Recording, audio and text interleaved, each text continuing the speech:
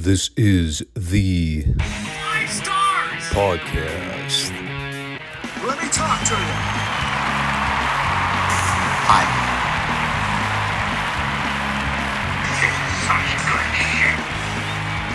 So, what do you guys want to talk about?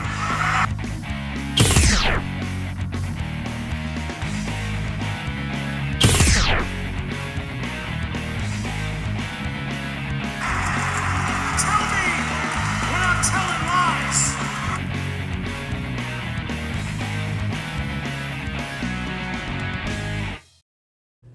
Thanks, guys. Back to you.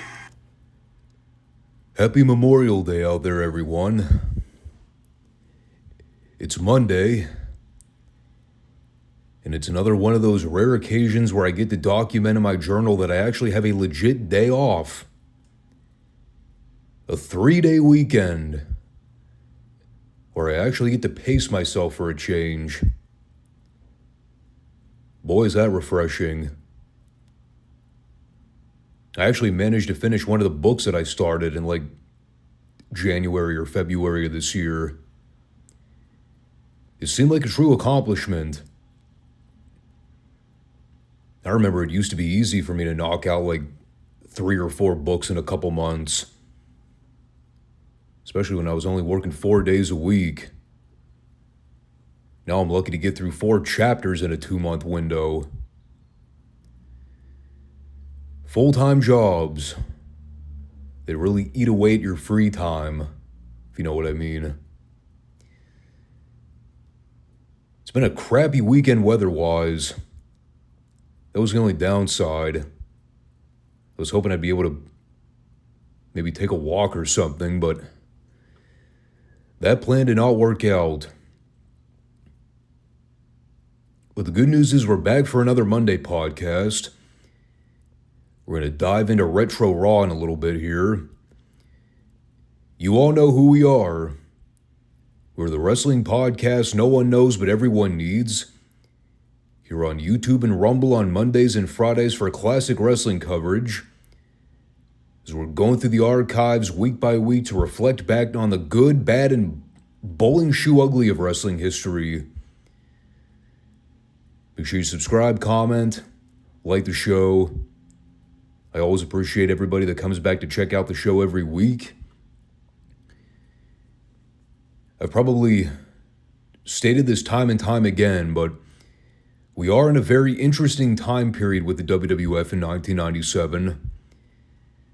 It's one of those particular time periods where bits and pieces of the timeline are etched in my memory, but there's also a crap ton of stuff that, like, even when I go back and see a lot of these shows for the first time in over 20 years, it really is like I'm watching for the very first time. Even all the main event stuff, that became abundantly clear by the time the show was over. I was sitting there like, wow, there is so much content that I don't remember from this era. Things that I thought I knew about, or for whatever reason completely misremembered how it all went down. It's wild. So what do you say we get into it? There are plentiful amount of notes on this one. So we've obviously missed a couple shows. The last thing we covered was the WWF In Your House pay-per-view, where Austin failed to capture the title from The Undertaker. We also had the Hart Foundation running amok and getting involved, furthering along the issues with them in Austin. There was actually a funny line that Vince mentioned right at the beginning when Austin was coming out. He said, "The more he cheats, the more people like him." And I heard that, and I'm like,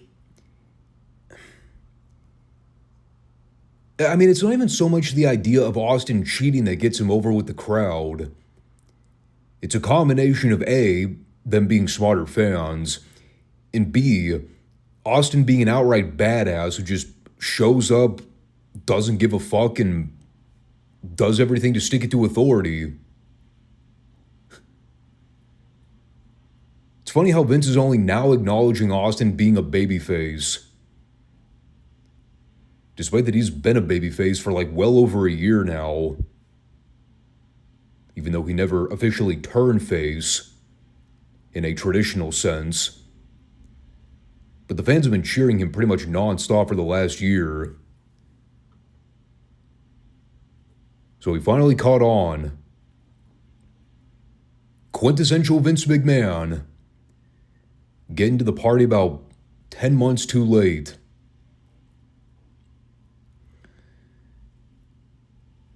So anyway, this is a pretty famous episode of Raw for, well, a handful of reasons. For one, we saw the in-ring return of Shawn Michaels, which they have been hyping up for several weeks now. I do seem to recall Shawn doing a promo where he said that he would be making his official in-ring return at the King of the Ring, but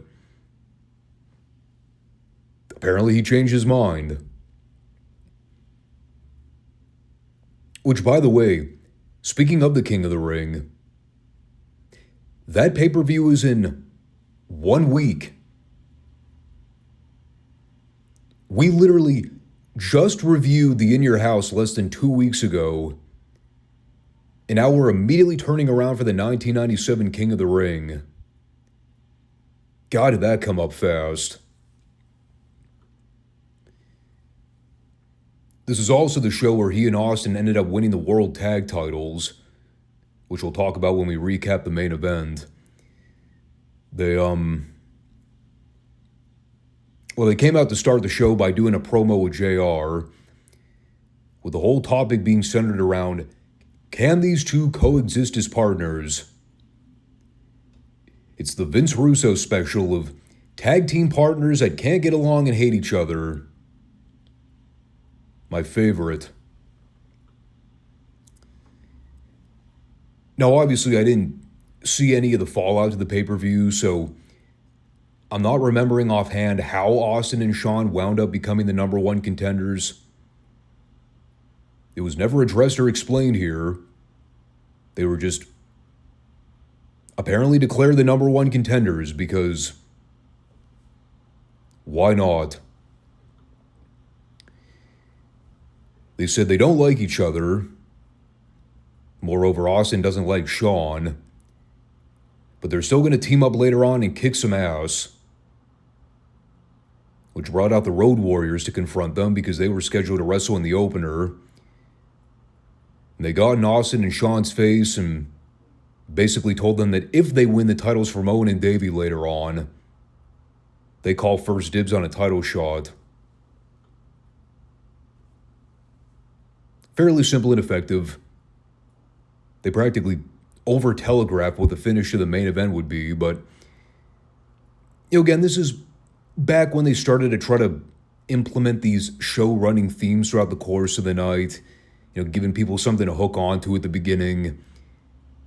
The idea being that they would stick around or flip back to see what happens.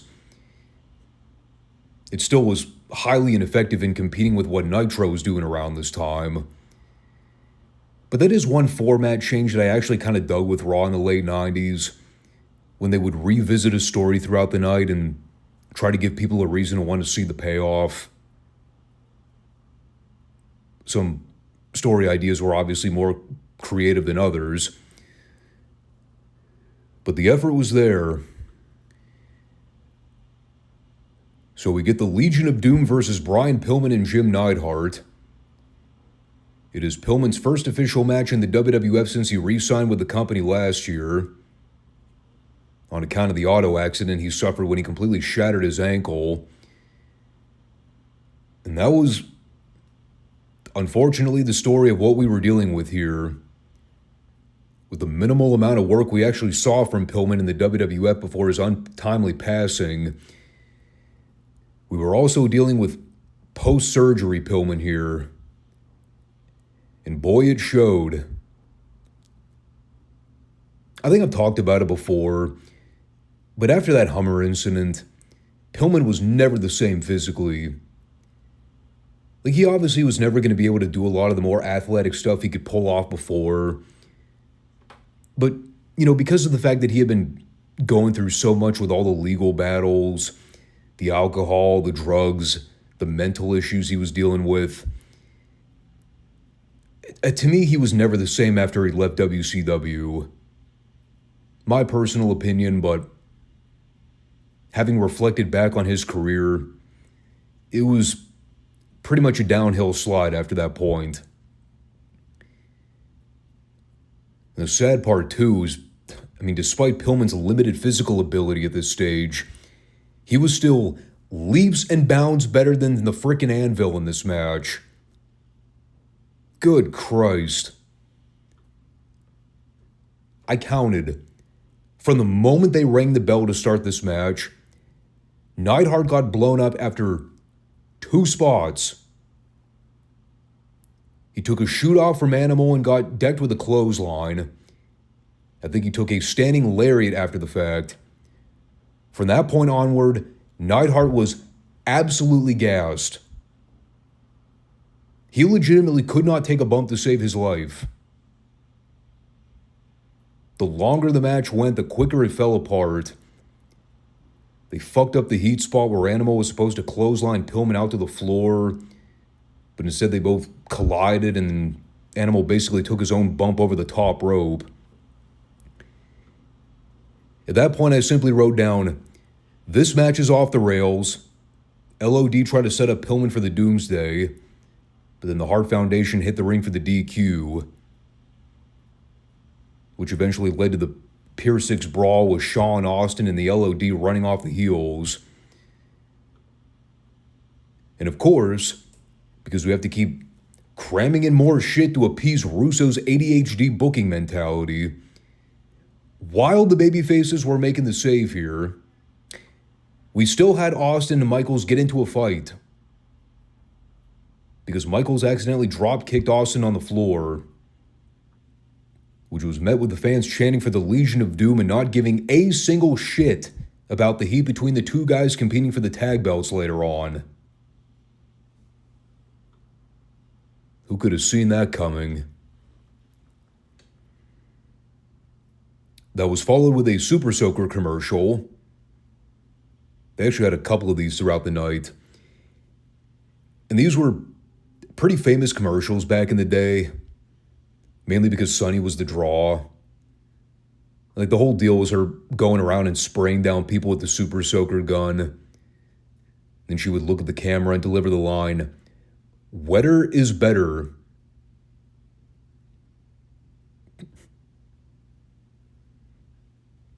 Get it? Because there's a sexual innuendo involved. Albeit it's funnier when Jim Cornette tells the story. And so, continuing to play up the drama between Austin and Shawn,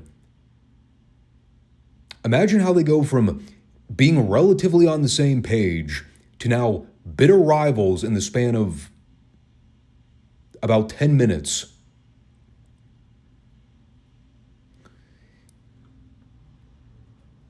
And that led us to this Paul Bearer interview.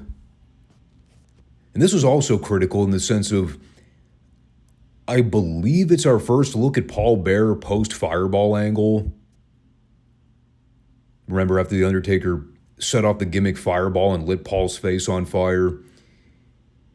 And it was kind of a clever, unique story in that they had Paul return with more of a human-like display. He ditched the makeup. He dyed his hair back to his normal, natural color, which was red. And he was basically just Percy Pringle. He even started to speak with a more natural inflection instead of being super high-pitched and over the top. I thought it was cool at the time. It really didn't make a whole lot of practical sense in kayfabe, but then again, we're also inferring that a lot of stuff during this time made practical sense in wrestling. But that was another big central theme they laid out for the show, was Paul basically dangling a carrot over the Undertaker, saying that if he didn't rejoin or reunite with Paul later on, he would reveal his big secret. He said he had an insurance policy to guarantee his safety tonight, so he's got Taker backed into a corner. And we will revisit that conversation later on. From there, we moved on to D'Lo Brown versus Sparkplug Bob Holly. They showed a clip from Raw last week where Holly scored an upset win over Owen Hart on Raw. Why? Well, so naturally, that way he could come out this week and do a job to D'Lo in a 3-minute TV match. Because that also makes practical sense. I still don't know what's funnier. The idea that they actually had Bob Holly pin Owen Hart for what basically amounted to nothing, or the fact that the spark plug gimmick still exists. After, what, fucking 3 years of it being a complete epic failure? Of all the bad gimmicks to still be running with in 1997, this one is still chugging along for the ride.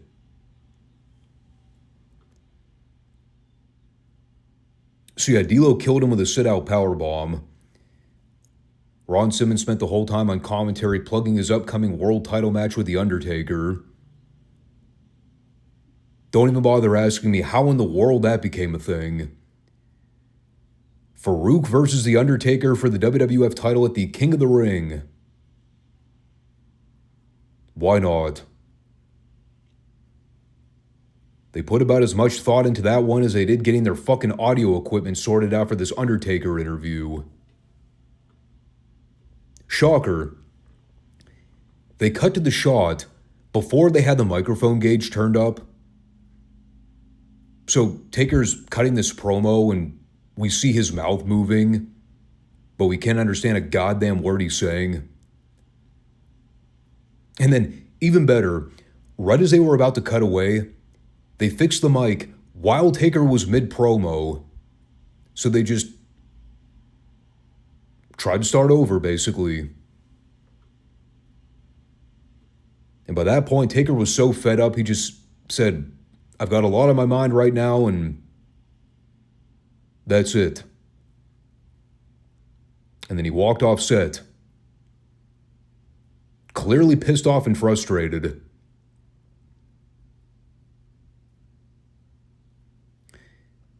This was shite. And I've always got to throw the caveat in there because it still baffles me to this day. These fuckers wound up winning in the end.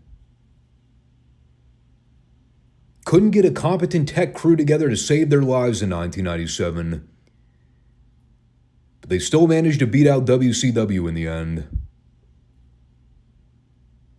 It's still almost unbelievable to think about after 20-something years of reflection on it.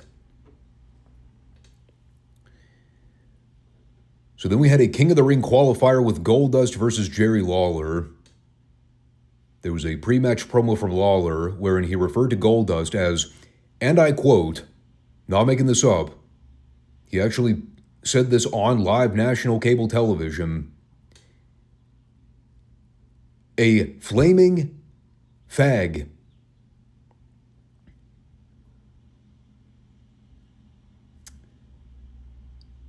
Times were very different in the late 90s. This is a match approximately 5 months in the making. And I don't even fucking remember talking about this. But they apparently shot a TV angle with these two last December where Lawler asked if Goldust was queer. Which, by the way, this is hilarious to me. They censored out queer on TV, but they did not censor fag.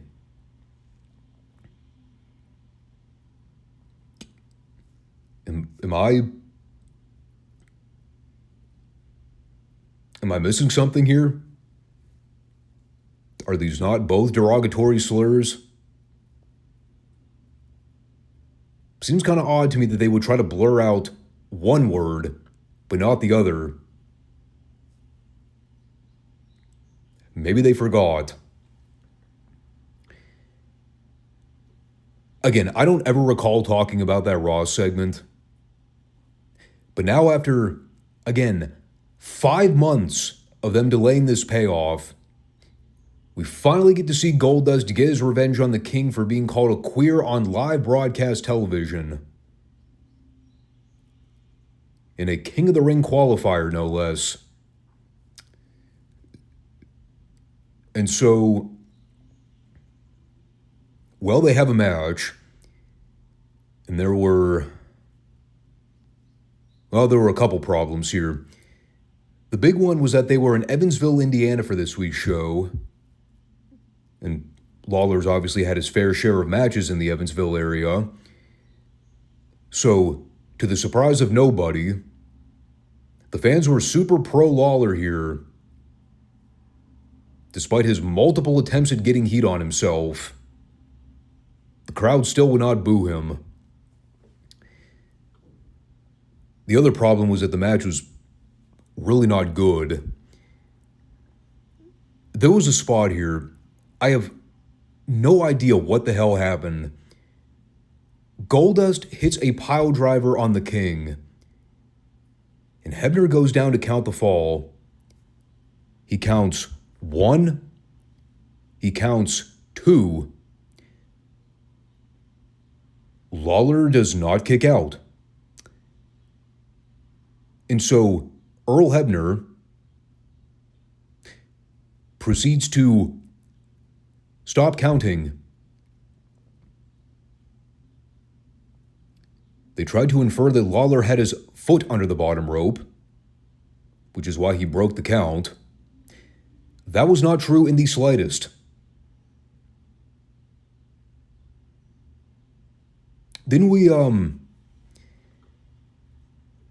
have a conversation about this on a recent show I did?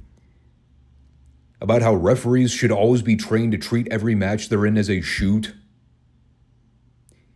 If there's supposed to be a near fall, and for whatever reason the guy doesn't kick out in time, that's on him. You can take the heat after the fact.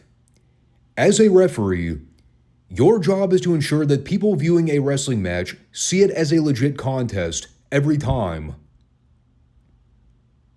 Whether it's pre-planned to be the finish or not, it does not matter. You don't stop counting because the guy fucked up and didn't kick out in time. All that does is bury both you and the fucking town involved. And we've seen this God only knows how many times over the years. Countless times. Incompetent officiating and blown spots where the ref just stops counting a fall because somebody screwed something up. I hate that shit.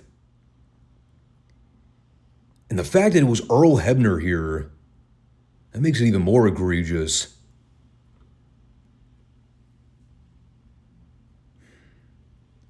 Some other stuff happened. Marlena got involved somehow at the end. All I know is Lawler cheated by using the ropes to pin Goldust, which the crowd popped for because see my previous comments about them being in Evansville. And then afterward, because Goldust was a sore loser, he chased Lawler up the aisleway, and he punched him so Lawler could take the comical pratfall down toward the ring.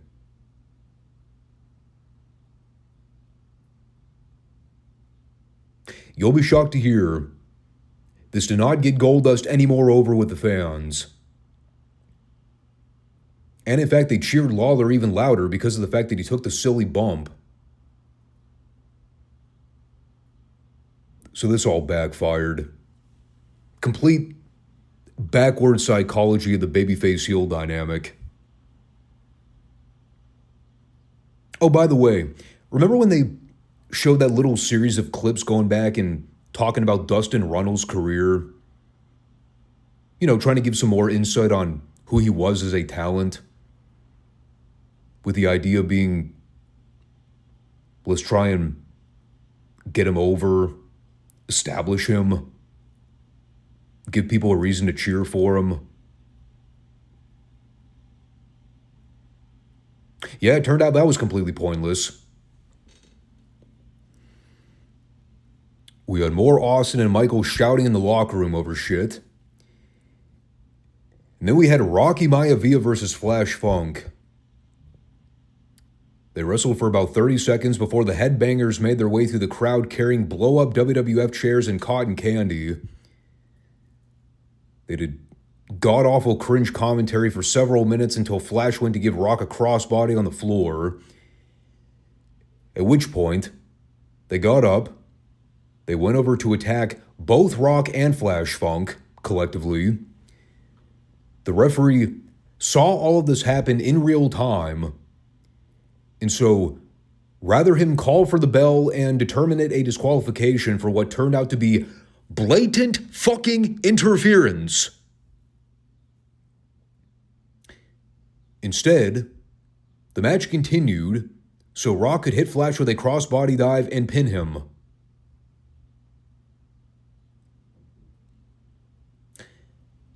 I will give you one guess as to who came up with this idea. And I assure you, it was not Vince McMahon. Even Vinnie Mac wasn't retarded enough to come up with anything this shitty.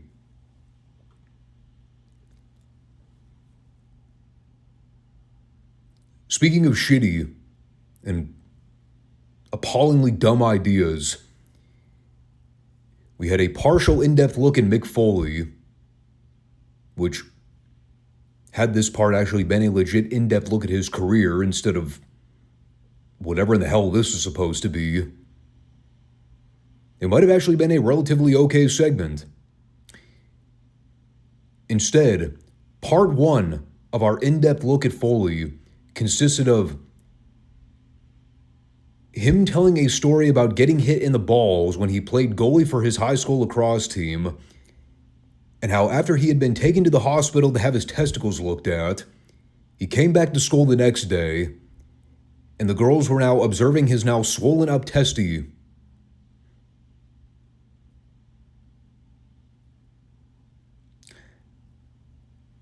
I am not making any of that up. That is an actual segment that they aired on Monday Night Raw here in 1997. And I promise you, Mick Foley was a very talented man. Even he could not make this a worthwhile viewing experience.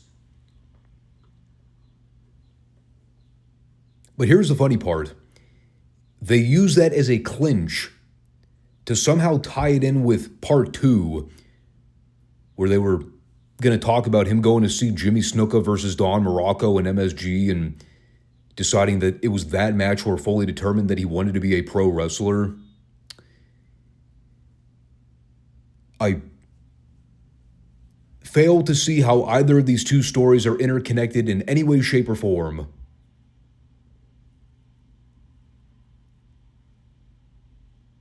The only other thing I wanted to mention about this is that while, yes, he was still technically Mankind during this interview, he had the mask on, he was still doing the Mankind gimmick, but he was also wearing the red flannel jacket, which was sort of an Easter egg teaser for when he would later on debut as Mick Foley / Cactus Jack on TV. It was an interesting visual. The content was shit, but the presentation was eye-catching. Tell you something else that was eye-catching was Ahmed Johnson versus Vader. It was not eye-catching in the sense of man, this is really good television.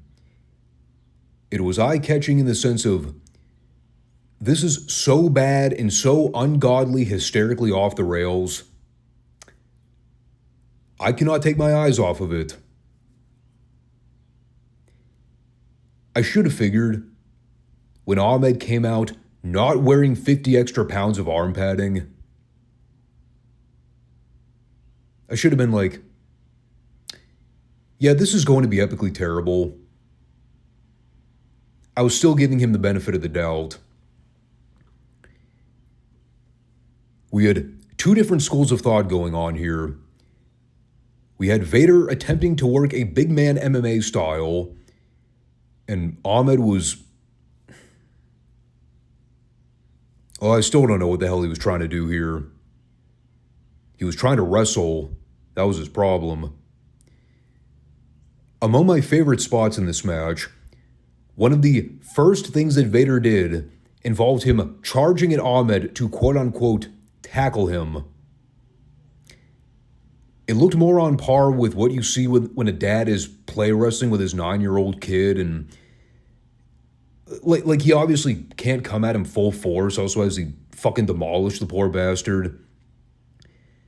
So when Vader went to charge at Ahmed, he runs at him and he sticks his arms out like he's going to give him a giant hug. And then they both just fell down in a heap with Vader landing on top of Ahmed. At which point they both started throwing the worst fake MMA punches you've ever seen. Ken Shamrock was out on commentary watching for some reason. I can only speculate on what was going through his mind having seen all this go down. Probably regretting every decision he ever made about deciding to leave the MMA for the world of pro wrestling. We had more fake punches and more fake strikes from both parties. And after Vader had full control of the offense for a few minutes, Ahmed eventually grabbed him and gave him a spine buster for the out-of-nowhere pinfall. So not only was the match horrendous, it was also short, which is why it was so hysterical.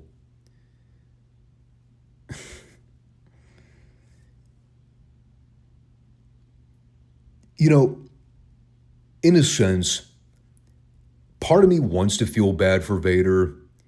Like, he is clearly over this shit. He knew where he stood in the pecking order, and he wasn't going to put in any more effort than necessary. But my God, it's like, have some self-respect, you know? I'd have walked out if they told me I was doing a job for Ahmed Johnson in a 90-second TV squash. Because that's basically what they utilized him as. He was fodder. Not to mention it was a 90-second squash that sucked ass.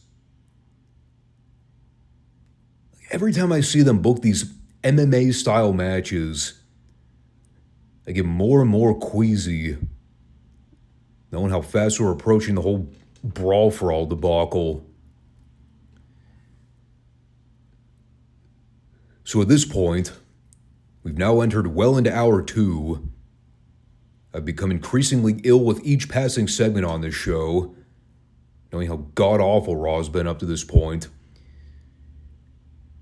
What I did not need to see in order to mollify my health was Hunter Hearst Helmsley versus Rockabilly.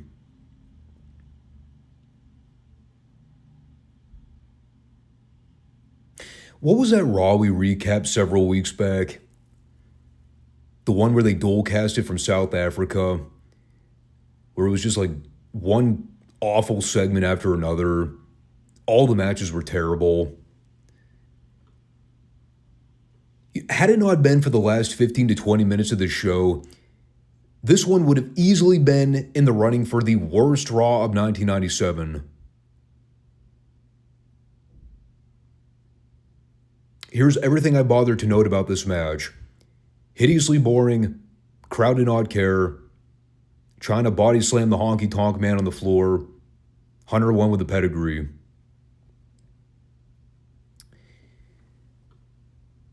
And then from there, we had part 2 of the Mankind Mick Foley backstory. And whereas the first part was him explaining a really dumb, convoluted story about fucking up his testicles in high school, this part at least did a relatively decent job explaining who Foley was, outside the Mankind gimmick. And I guess I should preface what I'm about to say, especially for the more uneducated fans that may have not grown up seeing this or don't know much about it. It is a pretty well-known Mick Foley segment. At least I think it is. So they picked up where they left off earlier by having Foley talk about the story of how he wound up in New York, getting to see Don Morocco versus Jimmy Snuka in the cage match in 1983. That's the one that had the famous spot where Snuka does the big dive off the top of the cage and gets the pop.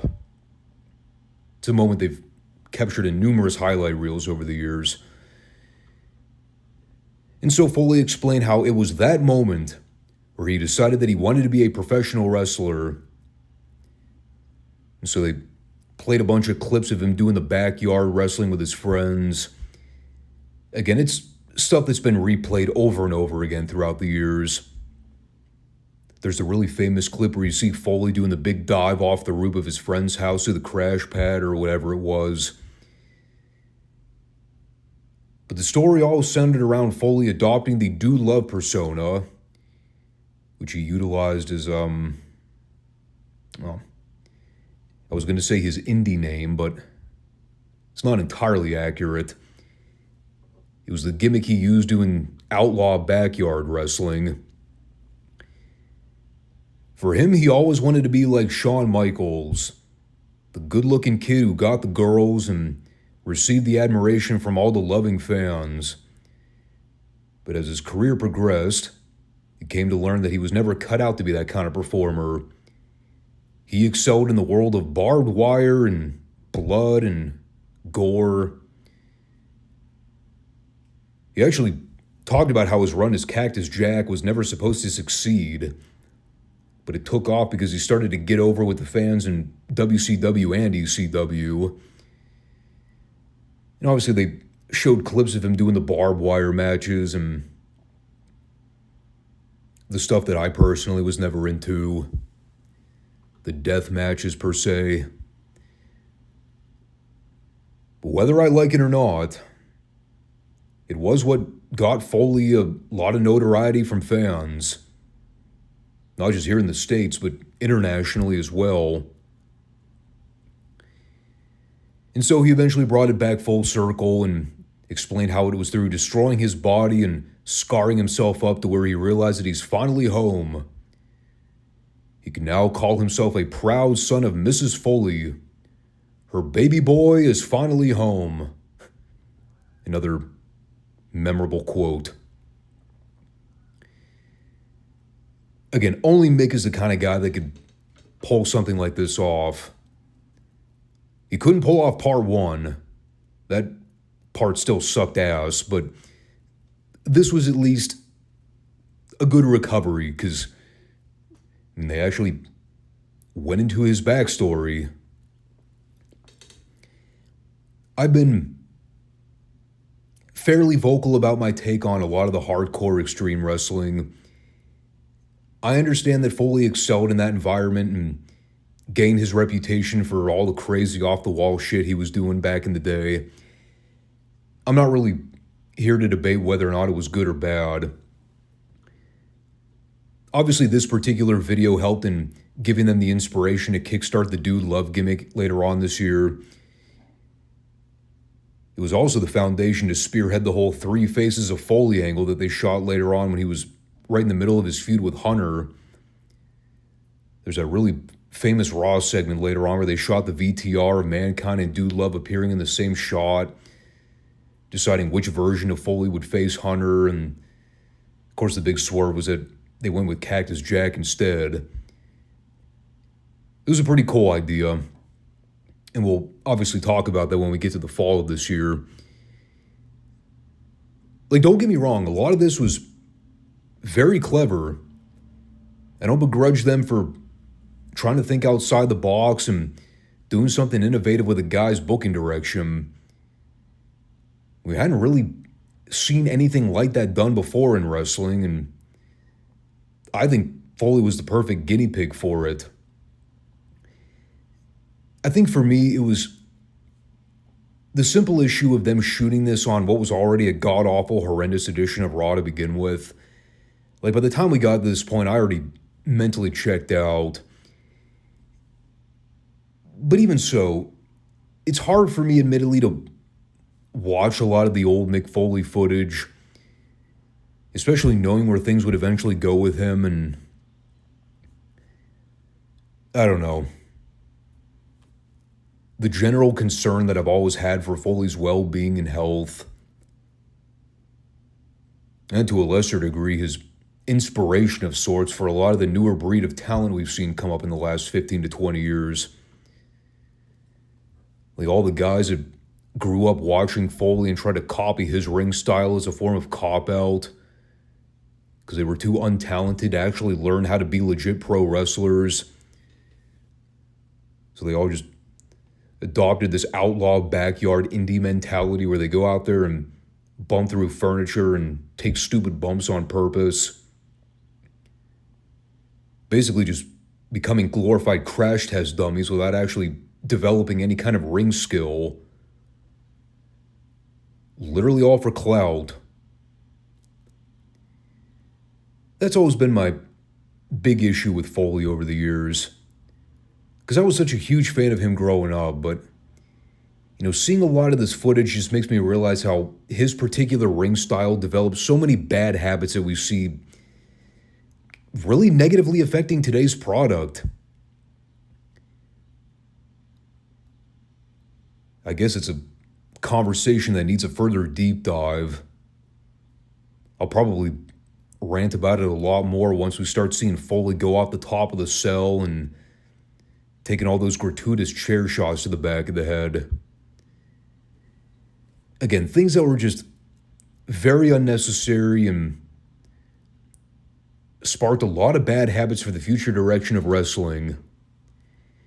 Which is why I really have a love-hate relationship with the Attitude Era. I get people love this time period and they go back and have so many fond memories of all the ludicrous, insane stuff that was going on, but we got to be honest too. It was not a very good long-term effect on the product.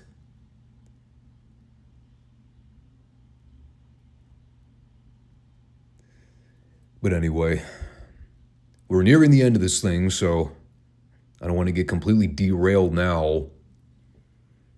Let's talk about Owen Hart and British Bulldog versus Shawn Michaels and Stone Cold for the tag belts.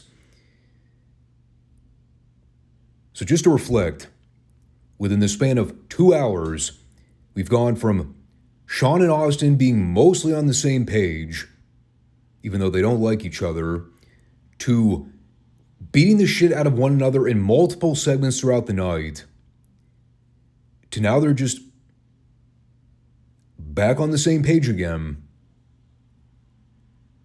From seemingly out of nowhere.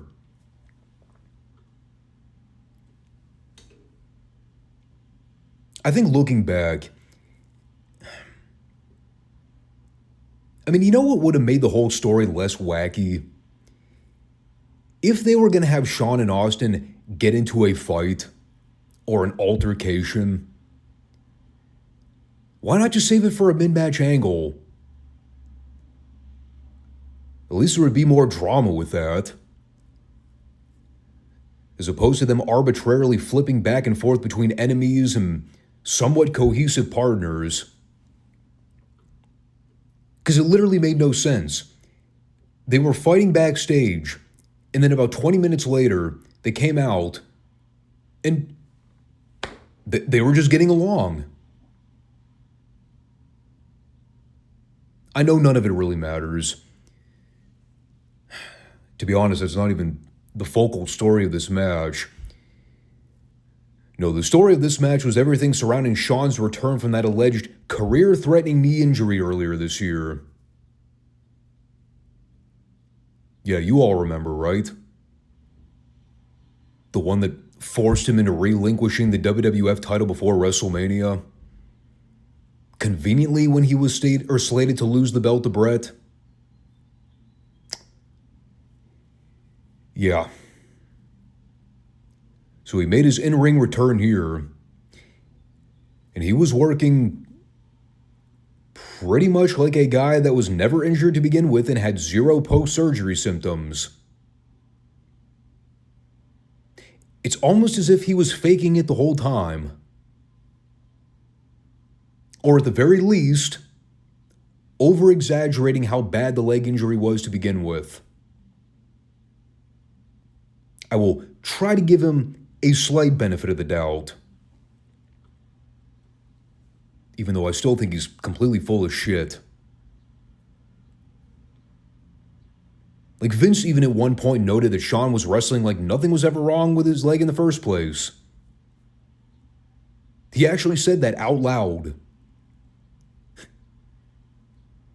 That had to have been a Freudian slip. But seriously, if you think I'm kidding, go back and watch this match. He's out there running at full speed, doing all these duck unders and leapfrogs and big dives, taking these big over-dramatic bumps. And I'm just sitting there the whole time shaking my head like, if he was really injured, if he says that his leg was in such bad shape that he had to forcibly give up the title before Mania to get urgent surgery, guarantee Shawn Michaels is not back on TV in less than 4 months doing the shit he was doing in this match. Not a chance.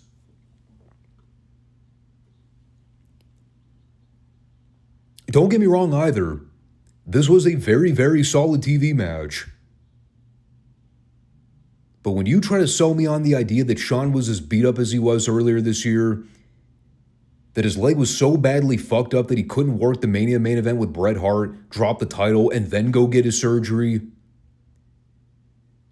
then he comes back in less than 5 months and is doing this.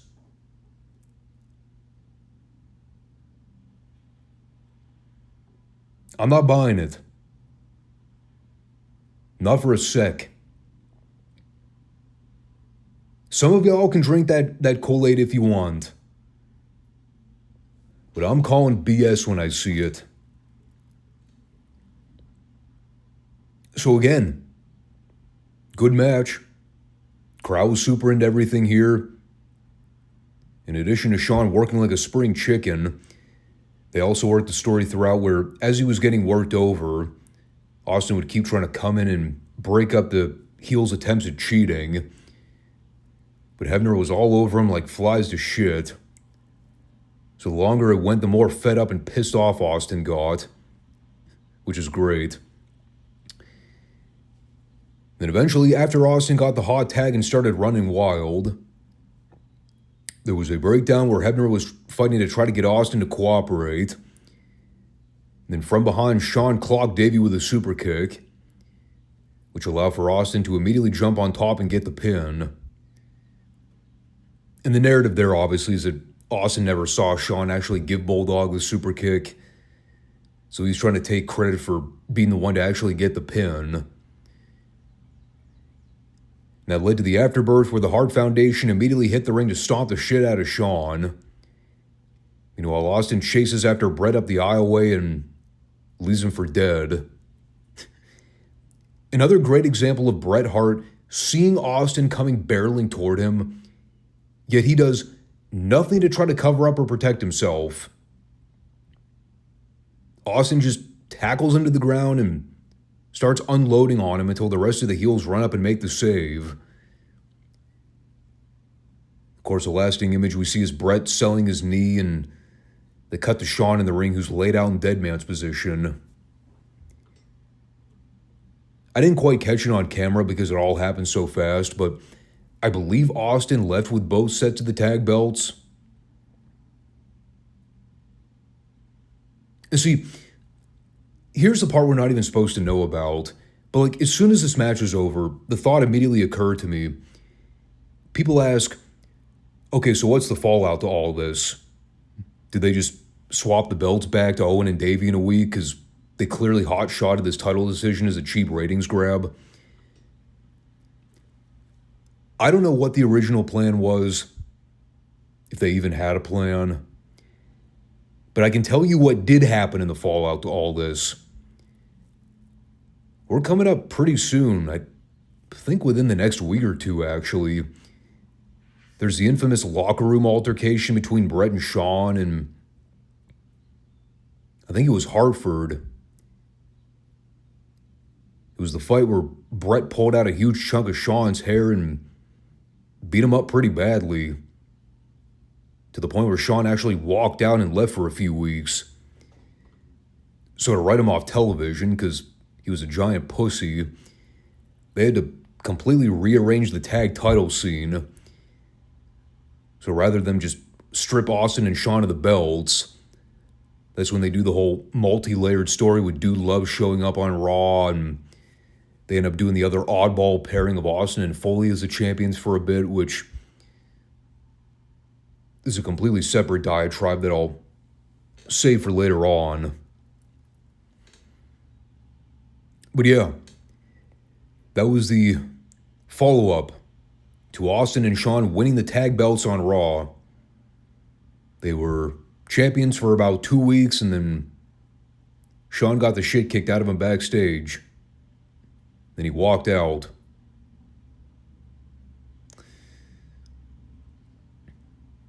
Now, that was not the closing segment to Raw. We still had about 9 minutes of airtime left. Our official closer was the Paul Bear Undertaker promo exchange. We got a small taste of what the big reveal was that Paul set up earlier. The secret that he was holding over on the Undertaker. And that secret boiled down to Paul explaining that he knows the Undertaker very well. It goes just beyond their professional wrestling careers. They also know each other on a personal level. And it was Paul Bear that served as the mortician on that faithful, cold, rainy day when he was with the Undertaker at the cemetery burying 3 members of his family. He would have many believe that it was only Taker's mother and father who were put to rest that day. But no, it was 3. And before we could get further elaboration on what the hell Paul was actually talking about here, Taker interrupts and says that he hopes his supporters can find it in their hearts to forgive him for what he's about to do. At which point he goozles Paul around the throat to give off the impression that he was going to chokeslam him. And after about 30 seconds of him standing there with his hand clutched around Paul's throat, with Paul begging for his life, Taker lets go and takes a knee to do his signature pose, right as the cameras fade to black, with JR delivering the classic line, "Oh no!"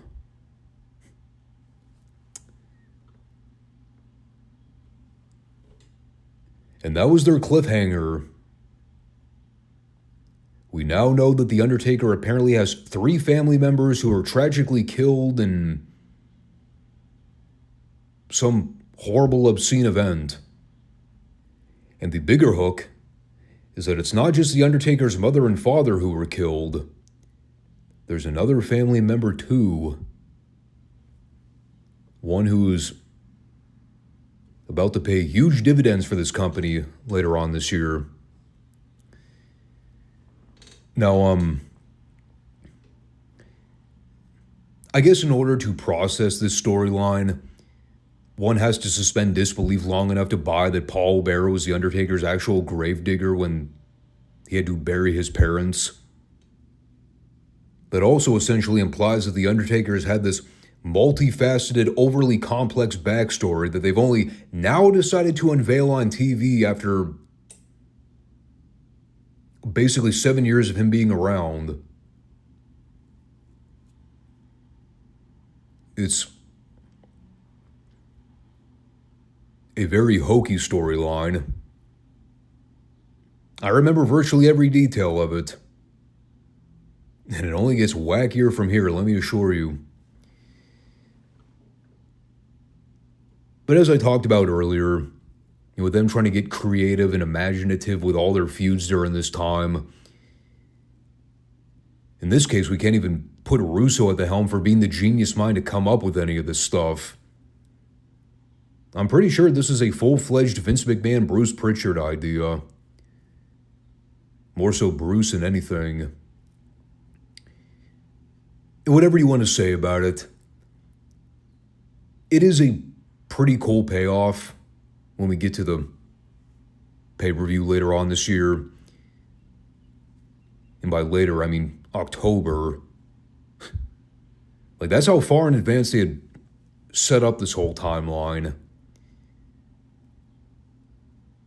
I think pretty much everybody knows where it's all going. If you have even the slightest bit of knowledge about the WWF in 1997. But in terms of setting the stage for it, they did a fine job. They didn't reveal a whole lot, kept things mostly surface level, just to kind of break the ice and set the stage for where they're going to go throughout the summertime.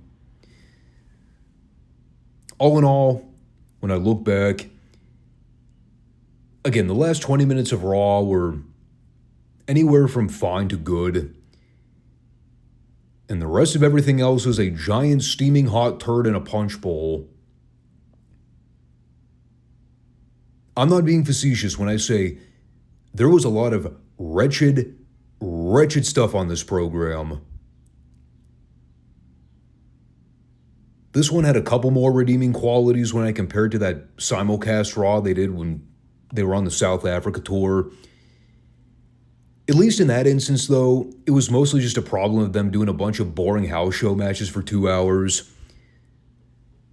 Some of the crap they dished out this week, I mean, it was borderline unwatchable at times. It is so painfully obvious when Russo's ideas are making it to the forefront, because fuck are those segments awful. Yes, I know he's technically one of the head bookers at this point, but at least with the main event stuff, he's still being filtered out by guys like Vince and Bruce and JR. I guess Jim Cornette, whatever say he still had at this time. He was still an active member of the booking team from what I remember. But like a lot of the garbage you see in the middle of the show, when McMahon and Pritchard are just letting Russo have free reign to do whatever the hell he wants. I mean, you see what unfiltered Vince Russo looks like in real time. It is truly horrific. He has absolutely no concept of logical, coherent booking. Never had it to begin with. Like, you can fundamentally tell when something makes it on the show that doesn't get run through the Vince McMahon filter. And we're still operating when the creative team had more than just Russo and McMahon on it. Like, wait until later on this year when Pritchard and Cornette are officially off the booking team. It's about to get a whole hell of a lot worse. And before I wrap up, just to put some of the King of the Ring talk to closure, we are going to review that show next week. I think most people know who ends up winning the tournament. The guy that was originally slated to win it last year before the curtain call. Obviously referring to Hunter. Beyond that, I am completely in the dark about anything else that happens on that show. I have zero memory of the Undertaker-Farouk title match. I just figured this out when I went to the wiki page earlier. Apparently there is a Shawn Michaels versus Stone Cold singles match. Yes, the World Tag Team Champions. A week after they won the belts on television. Now we are paying to see them fight each other on pay-per-view. Great. Imagine how ludicrous that sounds. Austin and Michaels wrestled one another on the 1997 King of the Ring pay-per-view. And not only is it a completely forgettable match that nobody ever talks about, they are also tag team partners.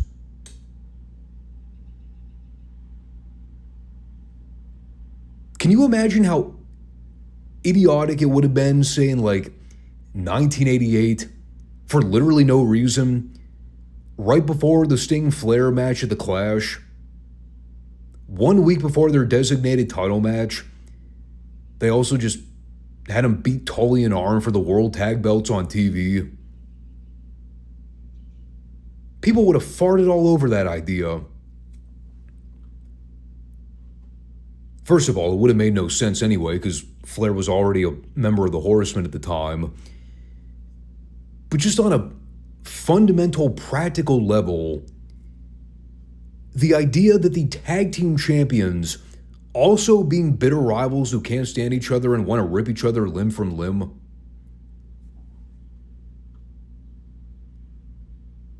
like, I know Russo had a fetish for this kind of booking philosophy. We've seen it time and time and time again. When has it ever drawn a fucking dime? When has anybody ever looked at that and said, that is a brilliant fucking idea? It's moronic for reasons that go beyond them just outright burying the belts. It also creates a problem of, who the hell do we cheer for? Why should we care about them as the champions? Why the hell do they even want to be champions in that case? They may as well just go to Gorilla Monsoon and relinquish the belts. Just be like, fuck it. We don't want them. I know I'm overanalyzing, but I seriously have never seen anybody actually defend this booking concept. It's never worked. It's always been dumb.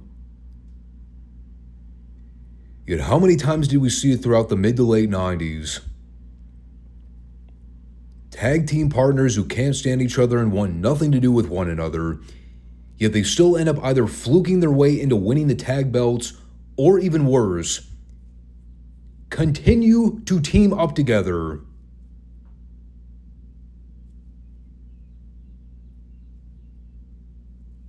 The bane of my existence as a fan.